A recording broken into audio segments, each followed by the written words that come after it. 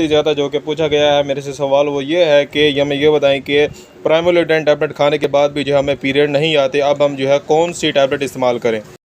बिस्मिल्लाहिर्रहमानिर्रहीम, अस्सलाम वालेकुम व्यूअर, मैं हूं शहबाज और आप देख रहे हैं मेरे यूट्यूब चैनल JS मेडिसिन में आपको वेलकम करते हैं। आज का जो हमारा टॉपिक है वो है जी ब्रिक की टैबलेट। इसके अलावा आज का जो हमारा टॉपिक है वो भी मैं आपको बता दूं, बहुत ही ज़्यादा जो कि पूछा गया है मेरे से सवाल वो ये है कि हमें ये बताएं कि प्राइमोलिडेन टैबलेट खाने के बाद भी जो हमें पीरियड नहीं आते, अब हम जो है कौन सी टैबलेट इस्तेमाल करें।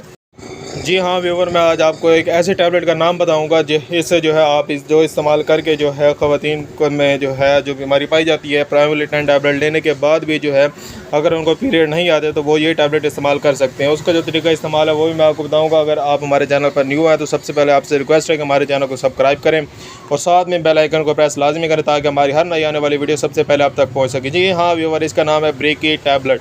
ये जो ब्रिक की टैबलेट है ये ख़ास तौर पर इस्तेमाल की जाती है जिनको पीरियड्स ना आ रहे हों। इसका जो तरीका इस्तेमाल है वो है जी 2 टैबलेट सुबह और 2 शाम को।